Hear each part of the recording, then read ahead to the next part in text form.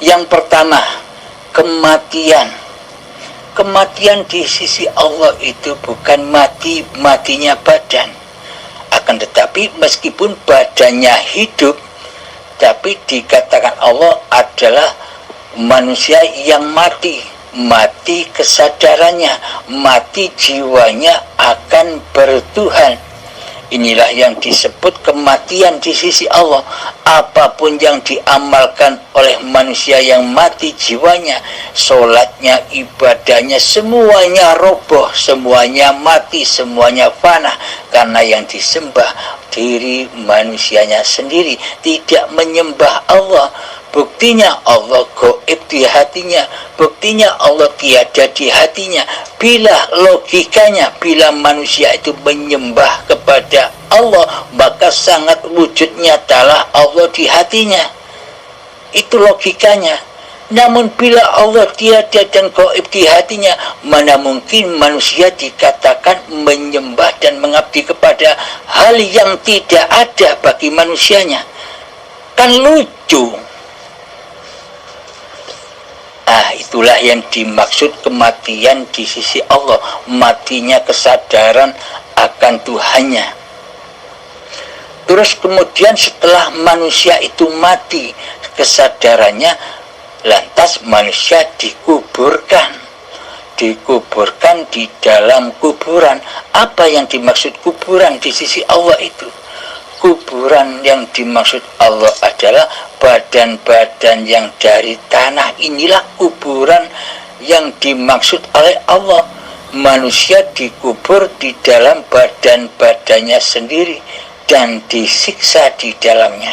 Karena hatinya belum mengenal Allah, maka disiksalah di dalamnya.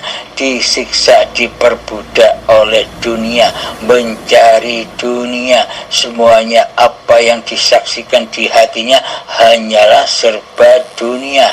Itulah berhala-berhala dan tauhid-tauhid di hati manusia yang mengotori hati manusia. Sehingga manusia tersiksa di dalamnya, tersiksa oleh dunianya, tersiksa oleh apa-apa yang dimilikinya, tersiksa oleh apa-apa yang sangat dicintainya. Terbukti ketika apa yang dimilikinya, apa yang dicintainya diambil oleh Allah, hati ini marah, hati ini gelisah, hati ini sedih. Itulah bukti bahwa manusia itu disiksa oleh dirinya sendiri, disiksa oleh rasa kepemilikan dirinya sendiri. Contoh, ketika kita bisa beli mobil baru, pasti kita disiksa oleh mobil itu. Kita harus menjaganya, kita harus merawatnya.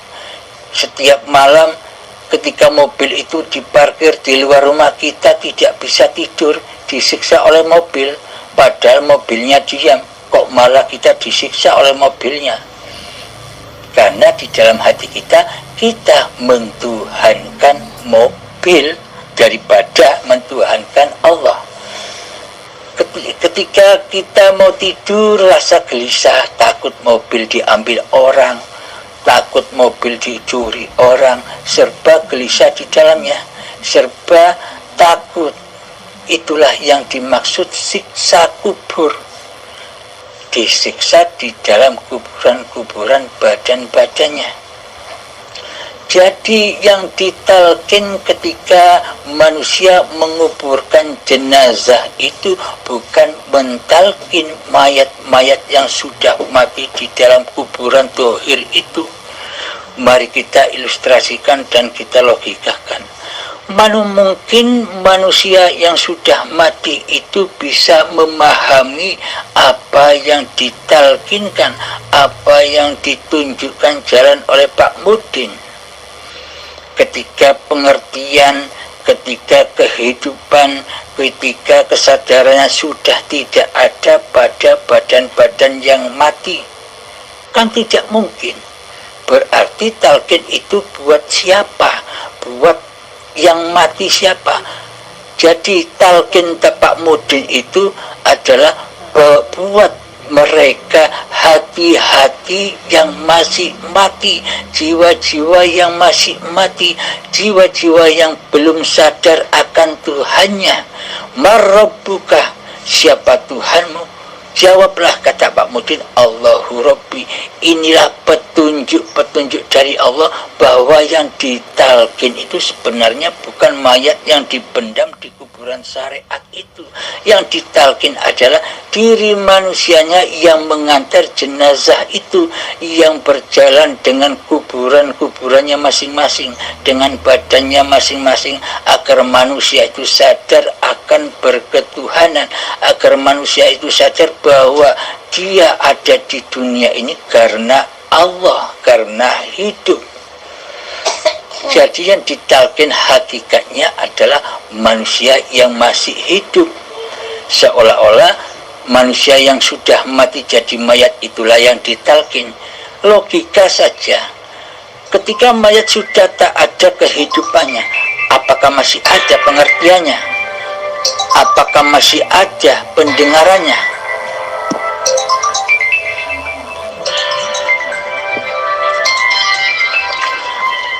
Jadi pada intinya yang ditalkin adalah diri kita selagi kita masih mentuhani diri kita sendiri, agar diri kita sadar bahwa ada Allah, Tuhan penguasa diri kita, agar kita menyadarinya.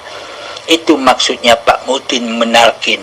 Jadi yang ditalkin bukan mayat-mayat yang ada di kuburan dohir, yang ditalkin adalah mayat-mayat yang ada di kuburan badan-badan. Inilah yang diingatkan jalan menuju Allah. Nah, jadi kita lanjutkan siksa kubur itu tadi. Ketika manusia belum memahami Tuhannya, pasti peristiwa-peristiwa dan keadaan-keadaan di dunia ini diakui sebagai peristiwa dan keadaan diri manusianya, sehingga manusianya disiksa di hatinya. Contoh lagi, rupa siksa dalam keadaan anugerah, ketika kita diberi anugerah dari Allah, anugerah kekayaan contohnya. Ketika kita belum kenal Allah, pasti semua keadaan dan anugerah itu pasti diakui oleh milik manusianya, sehingga manusianya di dalam hatinya merasa bangga, merasa mulia, merasa sombong dan sebagainya, karena ia merasa lebih dari orang lain atas hartanya. Inilah api-api neraka itu juga. Jadi hidupnya serba ketakutan demi ketakutan. Di dalam kekayaannya ia takut suatu ketika jatuh miskin. Di dalam kekayaannya ia takut suatu saat harta-hartanya akan meninggalkannya.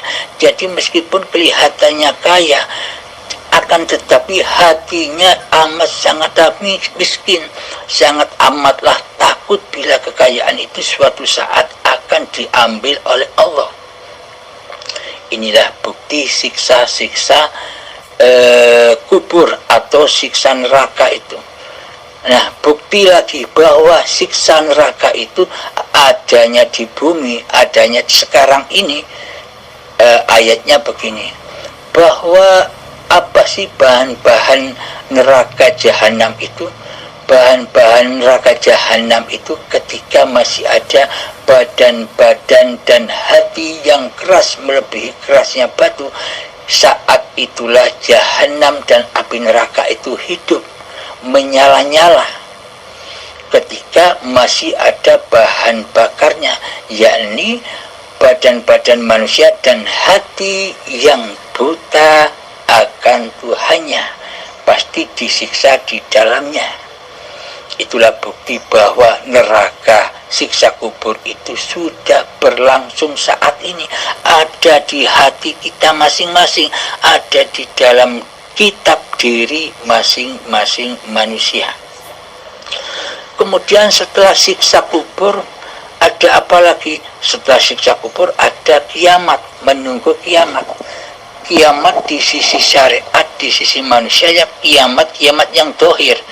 manusia pada nunggu kapan kiamat datang. Manusia pada bingung kepada apa-apa yang tidak dikuasa-kuasainya.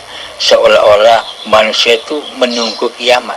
Padahal semua itu kiamat terjadi hanya karena Allah lah yang berkuasa di dalamnya. Kita tidak usah nunggu-nunggu kiamat yang seperti itu. Kita sambutlah kiamat yang ada di dalam diri kita. Ketika detik akil balik tiba, disitulah terjadi kiamat sughroh, kiamat kecil, yakni rontoknya kesadaran akan bertuhan. Karena dari yang suci, bayi yang suci mulai terkotori oleh jiwa-jiwa manusia yang mati jiwanya. Di saat akil balik itulah mulai alam kejahiliaan, mulailah manusia memakan buah khuldi, buah-buah yang dilarang untuk dikonsumsi manusia.